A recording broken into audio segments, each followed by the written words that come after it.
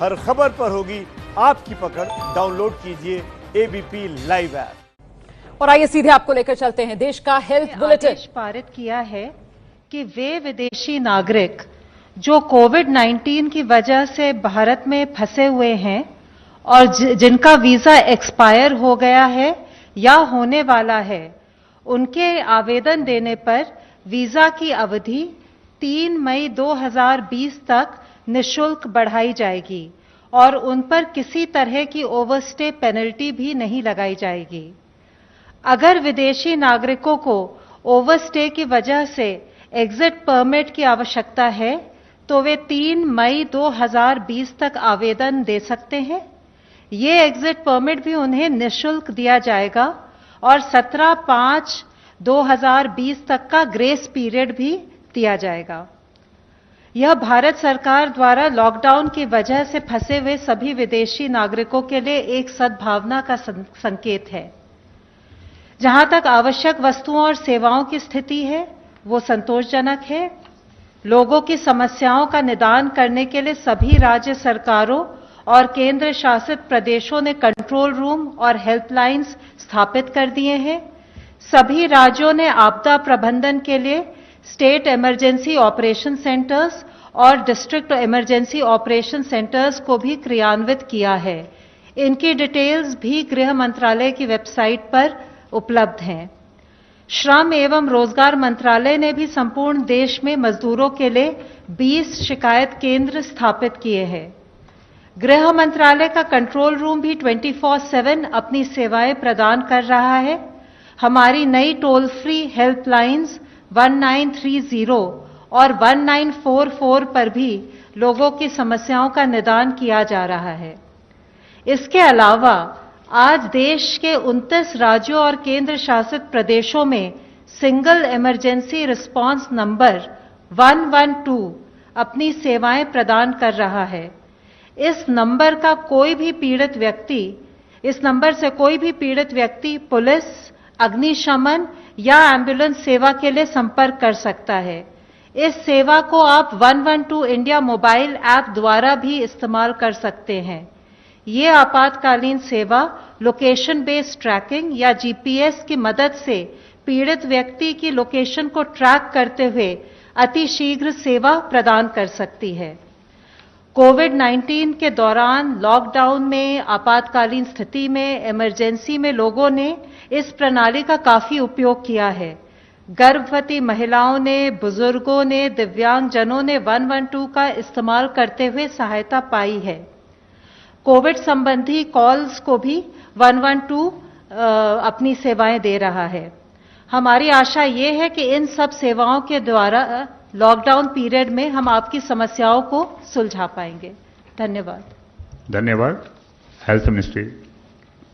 माननीय स्वास्थ्य मंत्री जी ने कल दिल्ली के लेफ्टिनेंट गवर्नर साहब, दिल्ली के स्वास्थ्य मंत्री और दिल्ली में स्थित सभी हॉस्पिटल्स के सुपरिटेंडेंट के साथ एक वीडियो कॉन्फ्रेंस के जरिए बातचीत की, जिसमें उन्होंने हॉस्पिटल से क्रिटिकल नॉन कोविड पेशेंट्स को इक्वल कंपैशन के साथ अटेंड करने के बारे में बताया।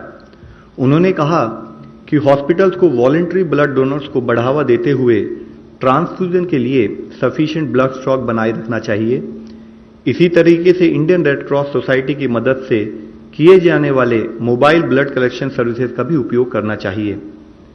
अब तक का डेटा अगर हम देखें तो देश में 1992 लोग क्योर हो चुके हैं, जिसके द्वारा अगर हम देखें तो हमारी overall cure percentage is something around 13.85%। कल से टोटल 991 एडिशनल पॉजिटिव केसेस आए हैं, which takes are confirm cases to 14,378 cases. Last 24 hours में 43 न्यू डेथ्स भी रिपोर्ट हुई हैं, taking our total death toll to 480 deaths. आज मैं आप लोगों की दृष्टि में लाना चाहूंगा कि स्टेट लेवल पर, डिस्ट्रिक्ट लेवल पर किए हुए कार्यों के द्वारा हमें अच्छे रिजल्ट्स भी काफी हद तक मिलने लगे हैं, जिसके तहत 23 राज्यों में 47 जिलों में हमने एक पॉजिटिव ट्रेंड नोट किया है, जिसमें कि इससे पहले मैंने बताया कि माहे इन पुडुचेरी, उसके साथ साथ कोडगु इन कर्नाटका में भी पिछले 28 दिनों से एक पॉजिटिव केस नहीं आया है। ये वह डिस्ट्रिक्ट थे जहां पर इससे पहले पॉजिटिव केस आए थे। 23 जिलों में 23 स्टेट्स में 45 अदर डिस्ट्रिक्ट्स है जहां पर भी पिछले 14 दिनों से कोई भी नया केस रिपोर्ट नहीं हुआ है। इससे पहले जिन जिलों के बारे में मैंने आपको बताया था, उन जिलों के अलावा 22 नए डिस्ट्रिक्ट्स 12 स्टेट्स में ऐसे आए हैं जहां पर कि पिछले 14 दिनों से कोई केस रिपोर्ट नहीं हुआ है। मैं आप लोगों की दृष्टि में लाना चाहूंगा, इन जिलों में है बिहार से लखीसराय, गोपालगंज और भागलपुर, उदयपुर और धौलपुर राजस्थान से, पुलवामा जम्मू कश्मीर में, तोबल इन मणिपुर, चित्रदुर्गा कर्नाटका में, होशियारपुर पंजाब में, रोहतक और चरखी दादरी हरियाणा में, लोहित अरुणाचल प्रदेश में, भरदक पुरी उड़ीसा में, करीमगंज, गोलाघाट, कामरूप रूरल, नालबारी और साउथ सलमारा असम से, जलपाईगुड़ी और कलिम्पोंग वेस्ट बंगाल से, विशाखापट्टनम आंध्र प्रदेश से। अगर इसी तरीके से जिला स्थाई पर कंटेनमेंट स्ट्रैटेजी और लॉकडाउन पर हम काम करते रहें तो हमें लगता है कि हमें इसी तरह के पॉजिटिव रिजल्ट्स आते रहेंगे। इससे लिंक्ड फैक्ट है कि 3 ऐसे जिले जिसमें पहले 14 दिन तक केस नहीं आए थे, वहां पर पॉजिटिव केस भी रिपोर्ट हुए हैं। वह है पटना बिहार में, नादिया वेस्ट बंगाल में और पानीपत इन हरियाणा, जहां पर कि कुछ पॉजिटिव केस आए हैं। यह पॉइंट मैं आप लोगों की दृष्टि में इसलिए लाना चाहता हूं कि यह एक लड़ाई है, यह एक बैटल है जिसमें हमें day to day continued vigil पे रहना पड़ेगा, तभी हम इस लड़ाई से जीत सकते हैं। डेथ का जो डिटेल्स आई थी, अगर हम उसको एनालाइज करें तो हमने देखा है कि हमारे देश में मॉर्टेलिटी करीब 3.3% पाई गई है, जिसमें अगर एज वाइज एनालिसिस करें तो पाते हैं कि 0 to 45 ईयर्स एज ग्रुप में 14.4% ऑफ पीपल वहां पर डेथ नोट की गई है, 45 to 60% में 10.3%, 60 to 75 में 33.1% और 75 ईयर्स एंड अबव में 42.2%। तो यानी कि हम देखते हैं कि 75.3% केसेस जो हैं वह 60 प्लस उम्र के लोगों में डेथ नोट की गई है। इसी तरीके से कोमॉर्बिड कंडीशंस के बेसिस पे एनालाइज करें तो हम देखते हैं कि 83% केसेस में कोमॉर्बिडिटीज भी पाई गई हैं।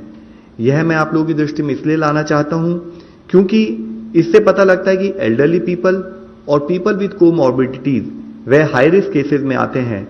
आज लॉकडाउन और सोशल डिस्टेंसिंग के बारे में जब हम बात करते हैं तो हर आदमी को सोशल डिस्टेंसिंग को फॉलो करना है, क्योंकि उसके घर में अगर कोई बुजुर्ग भी हैं तो उसके द्वारा उनको भी इन्फेक्शन पास होने का खतरा हो सकता है। इसके साथ ही जैसे मैंने आपको बताया कि 14,378 पॉजिटिव केसेस जो आए हैं उसमें से 4,291 लगभग 29.8% केसेस निजामुद्दीन मरकज क्लस्टर से सिंगल सोर्स से संबंधित पाए गए हैं, जिससे 23 स्टेट्स और यूनियन टेरिटरी से इससे रिलेटेड केसेस पाए गए। मुख्यतः तमिलनाडु, दिल्ली, तेलंगाना, उत्तर प्रदेश और आंध्र प्रदेश जैसी हाई डिजीज बर्डन स्टेट्स में, जो कि top 10 states in terms of case loads हैं, वहां पर इस पर्टिकुलर इंसिडेंट से रिलेटेड केसेस पाए गए हैं। तमिलनाडु में 84% केसेस, दिल्ली में 63% केसेस, तेलंगाना में 79% केसेस, यूपी में 59% केसेस और आंध्र प्रदेश में 61% केसेस इस इवेंट से लिंक नोट किए गए हैं। इसके साथ ही मैं आप लोगों की दृष्टि में लाना चाहूंगा कि कुछ कम केसेस रिपोर्ट होने वाले राज्यों में भी इस इवेंट से रिलेटेड केसेस ने कंट्रीब्यूट किया, जैसे कि अरुणाचल प्रदेश में जो एक मामला आया है वह इस इवेंट से रिलेटेड है। असम में 35 केसेस में से 32 केसेस यानी कि 91% केसेस, अंडमान निकोबार में 12 में से 10 केसेस यानी कि 83% केसेस का सेम लिंक पाया गया। इस इवेंट को मैं आप लोगों की दृष्टि में इसलिए लाना चाहता हूं कि सरकार की सलाह के अनुसार लॉकडाउन और सोशल डिस्टेंसिंग अगर कोई एक भी व्यक्ति पालन नहीं करता है, उसके पालन ना करने से देश के लिए कॉन्सिक्वेंसेज होते हैं। हमें सबको मिलकर यह इंश्योर करना है, हमें सबको मिलकर यह प्रयत्न करना है कि हम सोशल डिस्टेंसिंग से संबंधित दिशा निर्देशों का पालन करें, डिजीज मैनेज करने के लिए लॉकडाउन से संबंधित डूज एंड डोंट्स को फॉलो करें। इसके साथ ही टेस्टिंग मेथोडोलॉजी के केयरफुल रिव्यू करने के बाद आईसीएमआर ने नेशनल टेस्ट टास्क फोर्स की एडवाइस के तहत एक नया दिशा निर्देश जारी किया है, जिसको मैं आप लोगों की दृष्टि में लाना चाहूंगा। इसके द्वारा उन्होंने बताया है कि मुख्यतः जैसे आप लोग इस प्रेजेंटेशन के थ्रू देख सकते हैं कि real time PCR test is actually the gold standard frontline test for COVID-19. ये पॉइंट इसलिए बताना जरूरी समझता हूं कि हम सबको डिफरेंस पता होना चाहिए कि real time PCR test versus antibody test के क्या क्या रोल और क्या क्या लिमिटेशंस हैं। तो इसमें मैं बताना चाहूंगा कि रियल टाइम पीसीआर टेस्ट को ही हम कंफर्मेशन टेस्ट के रूप में मानते हैं। जो रैपिड एंटीबॉडी टेस्ट है वह इस टेस्ट को रिप्लेस नहीं करता, और रैपिड एंटीबॉडी टेस्ट का प्राइमरी पर्पस है कि वो prevalence of disease in a particular area के बारे में दर्शाता है। और इसकी यूटिलिटी, जैसे कि इससे पहले भी अवगत किया गया है कि एंटीबॉडीज बनने में करीब मिनिमम 7 दिन लग सकते हैं बॉडी में, तो इसकी यूटिलिटी अगर कोई आदमी इन्फेक्टेड है तो 7 दिन के बाद ही उसके सिम्टम्स आ सकते हैं, तो उसके बाद ही इसकी कोई हमें क्लैरिटी या कोई आउटपुट मिलता है। साथ ही रैपिड डायग्नोस्टिक टेस्ट का पर्पस कंफर्मेटरी टेस्ट के रूप में ना होते हुए एपिडेमियोलॉजिकल स्टडीज और सर्वेलेंस पर्पसेस के लिए किया जाता है। इस रैपिड एंटीबॉडी टेस्ट को भी जब किया जाए तो प्रॉपर मेडिकल सुपरविजन के तहत किया जाए, और साथ ही हमने ये बताया कि इस रैपिड एंटीबॉडी टेस्ट को हॉटस्पॉट में यूज करना है। इन केस किसी डिस्ट्रिक्ट, किसी स्टेट में अगर कोई एरिया हॉटस्पॉट के रूप में डिक्लेयर भी नहीं हुआ है, तो हम लोगों ने एडवाइस दी है कि वहां पर भी रैपिड डायग्नोस्टिक टेस्ट या तो हॉटस्पॉट का जो इमर्ज हो रहा है उसके एनालिसिस के लिए यूज किया जाए, या as a surveillance tool use किया जाए एपिडेमियोलॉजिकल पर्पसेस के लिए, ताकि आइडेंटिफाई किया जाए उन एरिया में जहां केसेस नहीं आए हैं।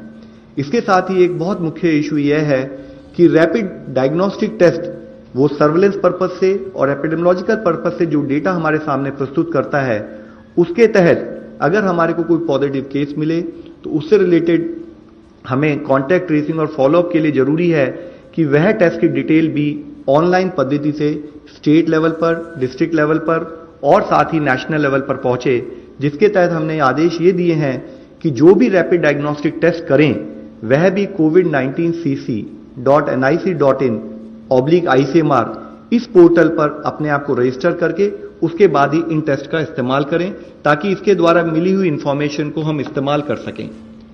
साथ ही देश की टेस्टिंग स्ट्रैटेजी में आप लोगों की दृष्टि में लाना चाहूंगा। इसमें जो बताया गया है कि चाहे वो पीसीआर टेस्ट हो, चाहे वो point of care rapid diagnostic test हो, इनको किस किस लोगों के ऊपर करना है। इसमें मुख्यतः सिम्टोमेटिक इंडिविजुअल जिनकी कोई ट्रैवल हिस्ट्री हो, एसिम्टोमेटिक कॉन्टैक्ट्स जो कोई लैब कंफर्म केस के सिम्टोमेटिक कॉन्टैक्ट्स हो उनका टेस्ट होना चाहिए। इसी तरह कोई हेल्थ केयर वर्कर जो सिम्टोमेटिक हो उसका टेस्ट होना चाहिए। साथ ही कोई सीवियर एक्यूट रेस्पिरेटरी इलनेस से अगर कोई पेशेंट हो जो किसी फैसिलिटी में जाता है, उसको अगर कोई फीवर, कफ या शॉर्टनेस ऑफ ब्रेथ हो उसकी टेस्टिंग होनी चाहिए। और एसिम्टोमेटिक यानी कि जिसके कोई सिम्टम नहीं है उसका तब टेस्ट करना चाहिए जबकि या तो वो किसी हाई रिस्क कंफर्म केस का डायरेक्ट कांटेक्ट हो, और उसकी भी टेस्टिंग तब करनी चाहिए 5वें दिन और 14वें दिन जब वो कांटेक्ट में आया हो, ताकि उसके बेसिस पे हम क्लैरिटी ले सकें कि अगर कोई कंफर्मेटरी टेस्ट है नहीं है।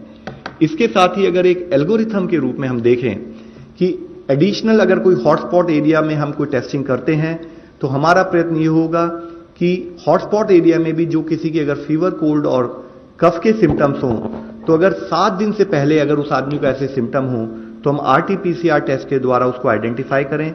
अगर पॉजिटिव है तो उसे कंफर्म केस मानकर एक्शन प्लान के तहत कार्य करें, नेगेटिव है तो भी उसे ससेप्टेबल मान के हम उसको मॉनिटर करें। इसी के साथ ही अगर कोई केस जिसको ये सिम्टम है फीवर, कफ और कोल्ड के, तो अगर उसको 7 दिन से ज्यादा हो चुके हैं इन सिम्टम्स के साथ, तब हम उस केस में रैपिड एंटीबॉडी टेस्ट का इस्तेमाल कर सकते हैं। और अगर वो पॉजिटिव आए तो उसको क्वारंटाइन रखें और साथ में उससे रिलेटेड कॉन्टैक्ट ट्रेसिंग का कार्य शुरू करें। इसके साथ ही अगर वो नेगेटिव आए तो क्योंकि इससे 100% कंफर्मेशन उस टाइम तक नहीं मिला, तो भी इसको 14 दिन यानी कि 7+7 उस दिनों तक मॉनिटर करें। और अगर कोई क्लिनिकल सस्पिशन हो, क्लिनिशियन के लेवल पर एनालिसिस करके जरूरत पड़े तो पीसीआर टेस्ट भी करें। साथ ही जैसे हमने कल डिस्कस किया था, आज जो भी हमारे रिजल्ट आ रहे हैं उनके पीछे मुख्यतः फील्ड लेवल पर जो हमारे कोविड के जो योद्धा हैं, कोविड के जो कंसर्न एम्प्लॉइज हैं जो मिलके काम कर रहे हैं, उसी का रिजल्ट हम लोग देख पा रहे हैं। इससे पहले हम लोगों ने आगरा और दिल्ली और एम्स वगैरह के बारे में बात की थी कि कैसे कोविड डेडिकेटेड हॉस्पिटल बनाए जा रहे हैं। आज मैं आप लोगों की दृष्टि में लाना चाहूंगा कि कैसे केरला का एक जिला कासरगोड में इस तरीके से कंटिन्यूड एफर्ट करते हुए जो हमारी क्लस्टर कंटेनमेंट स्ट्रैटेजीज हैं उनको इस्तेमाल करते हुए कैसे अच्छे रिजल्ट हमें दिखाई दे रहे हैं। उसके तहत अगर आप देखें तो इस जिले में 168 टोटल पॉजिटिव केसेस आए, जिसमें से 113 केस 113 केस ऑलरेडी क्योर हो चुके हैं। और सबसे पॉजिटिव बात है, क्लिनिकल मैनेजमेंट पर फोकस करते हुए जिले में एक भी डेथ रिपोर्ट नहीं हुई है। आज 55 एक्टिव केसेस है जिनको भी प्रॉपरली क्लिनिकली मॉनिटर किया जा रहा है। साथ ही अगर आप देखें इन टर्म्स ऑफ इसके क्या चैलेंजेस थे जिले के, तो वहां पर अब्रॉड पॉपुलेशन अराउंड 15.38% थी। थर्ड केस जो इंडिया में रिपोर्ट हुआ उसकी चाइना से ट्रैवल हिस्ट्री थी, उसको जिले में कंटेन किया गया, मॉनिटर किया गया। सेकेंड वेव जब 16 मार्च से वेस्ट एशिया से जो इस जिले के रहने वाले लोग लौटे, तो उसकी वजह से सडन स्पर्ट इन केसेस वहां पर नोट किया गया। काफी चैलेंजेस थे। चैलेंजेस के रूप में देखें तो एक बॉर्डर डिस्ट्रिक्ट था, स्टेट कैपिटल से दूर था, ज्योग्राफिकली डिस्टेंट था मेजर टाउन से। साथ में इतने सारे लोग एन मास जब लौटे विदेशों से जो एक्सपैट्रिएट, तो वो किसी एयरपोर्ट पर आए, किसी एयरपोर्ट से डिफरेंट मेथोडोलॉजी से ट्रैवल करके रेल से रोड से वो जिले में पहुंचे, तो उससे संबंधित कॉन्टैक्ट ट्रेसिंग उन सब केसेस में एक बहुत बड़ा चैलेंज भी था। इसके साथ ही अगर हम देखें कि क्या स्ट्रैटेजिक अप्रोच जिले ने ली, तो सबसे पहले स्टेट गवर्नमेंट की तरफ से एक सीनियर ऑफिसर को वहां पर स्पेशल ऑफिसर के रूप में अपॉइंट किया गया, ताकि वो जिला एडमिनिस्ट्रेशन के साथ जिले के जितने भी विभिन्न अंग हैं उनको कोऑर्डिनेट करके उनके साथ काम कर सके। उन्होंने लैब के ऊपर फोकस किया, उन्होंने हॉस्पिटल बनाने पर फोकस किया, और उसके रूप में देखें तो जैसे कि हमारा क्लस्टर कंटेनमेंट स्ट्रैटेजी है, तो उन्होंने उससे संबंधित इंसिडेंट कमांडर्स बनाए, होम क्वारंटाइन किया उन लोगों को जिनकी ट्रैवल हिस्ट्री थी। साथ ही एक सोशल डिस्टेंसिंग के ऊपर एक आईसी कैंपेन जिले में लॉन्च की गई, जिसको ब्रेक द चेन नाम दिया गया। सारे जितने भी हमारे क्लस्टर के रेड कलर में जो हमने कंटेनमेंट जोन बनाई उनको आइडेंटिफाई किया गया। ड्रोन का इस्तेमाल किया गया टेक्नोलॉजी के रूप में, 7 ड्रोन को एम्प्लॉय करके सर्वेलेंस के लिए यूज किया गया। और जितने भी होम क्वारंटाइन के केसेस थे उनको जियो स्पेशल मेथोडोलॉजी की तरह से ट्रैक कर दिया गया, ताकि लोग होम क्वारंटाइन को फॉलो कर रहे हैं नहीं कर रहे हैं। इन सब चीजों को करते हुए इसेंशियल कमोडिटीज की किसी भी तरह से कमी ना हो, उसके ऊपर भी जिला लेवल पर फोकस किया गया। इसके साथ ही अगर आप देखें तो जितने हमारे पॉजिटिव केसेस आए उससे संबंधित 17,373 जो प्राइमरी और सेकेंडरी कॉन्टैक्ट थे उनको ट्रेस किया गया, उनको क्वारंटाइन किया गया। डेली सैंपल्स पर फोकस किया गया, टेस्टिंग लैब स्टार्ट की गई, कोविड केयर सेंटर बनाए गए जिसमें 709 बेड थे, और साथ ही जितने भी प्राइमरी सेकेंडरी और हाई रिस्क कॉन्टैक्ट थे उनको आइसोलेशन सेंटर्स में ले जाकर उनको प्रॉपर्ली मॉनिटर किया गया। एक हॉस्पिटल को 200 बेड के हॉस्पिटल को वहां पर हमने ऑपरेशनलाइज किया 4 दिन के अंदर, और एक आईसीयू फैसिलिटी भी बनाई। और साथ में हाउस होल्ड सर्वे के लिए जो हमारे फ्रंट लाइन हेल्थ वर्कर्स हैं, आशाद हैं और हेल्थ इंस्पेक्टर्स हैं, उनके द्वारा हाउस टू हाउस सर्वे किया गया। एक केयर फॉर कासरगोड इनिशिएटिव के नाम पर सोशल वेलफेयर रिलेटेड एक्टिविटीज, उसमें कोई दिक्कत ना हो उसके ऊपर भी कार्य किया गया। फ्री फूड किट्स प्रोवाइड की गई पुअर और माइग्रेंट वर्कर्स को। ब्लैक मार्केटिंग, होर्डिंग और प्राइस राइज को मॉनिटर किया गया। साथ में शेल्टर होम और कम्युनिटी किचन्स के द्वारा वहां पर इंश्योर किया गया जो पुअर और डेस्टिट्यूट हैं उनको किसी तरह की परेशानी का सामना ना करना पड़े। इसके साथ ही हेल्थ चेकअप किया गया जितने भी माइग्रेंट और डेस्टिट्यूट से ऑल्टरनेट डे, ताकि उनकी हेल्थ को भी मॉनिटर किया जा सके। जो मेजर एफर्ट रहा वह यह रहा कि जो भी प्राइमरी सेकेंडरी कॉन्टैक्ट्स हैं या हाई रिस्क केसेस हैं, जैसे कि 60 साल एंड अबव, उनको स्ट्रेट अवे क्वारंटाइन करके आइसोलेशन सेंटर्स में ले जाया गया, ताकि उनको इफेक्टिव मॉनिटर किया जा सके। 100% हाउस होल्ड सर्वे किए गए ताकि सिम्टम्स मॉनिटर किए जा सकें। इसेंशियल कमोडिटीज एक बहुत मेजर इंटरवेंशन रहा, और साथ में इफेक्टिव अवेयरनेस कैंपेन जो भी कार्य किया गया वह कम्युनिटी को मिलाकर, कम्युनिटी को जोड़कर किया गया। और मैं आप लोगों को आखिर में यही बताना चाहूंगा कि we really got to know, we got very positive results कि जब लोग ट्रीटमेंट के बाद, क्योर होने के बाद वो अपने घर लौटे। मैं आप लोगों से अंत में यही रिक्वेस्ट करना चाहूंगा, ये एक हमारी कंटिन्यूड बैटल है, इसमें हम सब लोगों को मिलकर काम करना है, सब लोगों को सपोर्ट करना है। यह समस्त सरकार, संपूर्ण समाज, सब लोगों को मिलकर करने वाला एक उद्यम है, जिसमें हमें कोई भी आदमी, किसी का भी ऐसा ना हो कि हमें सपोर्ट ना मिले, हमें सबका सपोर्ट मिले, और हम इस बैटल में जीत के इस देश की तरफ से एक सक्सेसफुल एग्जाम्पल दुनिया के सामने रखें। धन्यवाद। धन्यवाद। ICMR के लिए क्वेश्चन है, online question. What is the demonstration study that ICMR is doing for HCQ? Is it a randomized controlled trial? If not, what is the design? ये जो हाइड्रोक्सीक्लोरोक्विन की स्टडी है। ये ऑब्जर्वेशनल यानी कोहर्ट है। ये कोई ट्रायल तो कर नहीं रहे हैं, क्योंकि ट्रायल करने के लिए जो बेस चाहिए वो उतना एविडेंस बेस हम ले नहीं पा रहे हैं। इसमें तकरीबन 480 पेशेंट्स एनरोल होंगे। ये 8 हफ्ता चलेगी। ऐसे अंदाज है कि वो शायद उसको 2 महीने का 2.5 महीने का टाइम तो लगेगा ही। और एक हमको समझना चाहिए, ये लॉकडाउन का पीरियड है, वो काम करना भी उतना ही हमारे लिए कठिन जा सकता है। ये करते वक्त हमने ये समझ के दूसरी एक स्टडी लॉन्च की कि जिसमें जो लोग, जब पता चला हाइड्रोक्सीक्लोरोक्विन का एक स्टडी होने वाला है, तो कुछ लोगों ने, हेल्थ केयर वर्कर्स ने हाइड्रोक्सीक्लोरोक्विन लेना शुरू कर दिया। तो उनमें साइड इफेक्ट्स क्या हैं उसका भी पता करने के लिए एक स्टडी लॉन्च की गई। वो जो स्टडी है, इसमें ये पता चलता है कि एवरेज एज वो लोगों का 35 साल था, और ये 35 साल की उम्र वाले जो लोग हैं, इनमें सबसे ज्यादा कोई लक्षण दिखाई दिया तो वो था एब्डोमिनल पेन, जो उन्होंने रिपोर्ट किया है। 10% लोगों को एब्डोमिनल पेन हुआ, तकरीबन 6% लोगों को नौशिया यानी उल्टी होने का महसूस हुआ उनको। बाकी जो थे वो कम प्रोपोर्शन में मिले। जैसे कुछ लोगों को हाइपोग्लाइसीमिया हुआ, वो तकरीबन 1.3% लोग थे। इसमें एक चीज उभर के आ रही है कि ये जो हेल्थ केयर वर्कर्स थे, उनमें से तकरीबन 22% जो वर्कर्स थे, उनको या तो डायबिटीज था, ब्लड प्रेशर था, या कोई कोरोनरी वैस्कुलर डिसीज वाली कोई बीमारी थी, या रेस्पिरेटरी इलनेसेस थे। शायद उसके डर से वो लोगों ने शुरू किया होगा। सबसे जो हमको एक नजर जो आया, जिसके बारे में सब लोगों ने सोचना चाहिए, कि हेल्थ केयर वर्कर्स रहते हुए भी तकरीबन 14% लोगों ने खुद का ईसीजी भी निकाला नहीं था। तो ये एक किस्म की स्टडी, ये भी ऑनगोइंग है।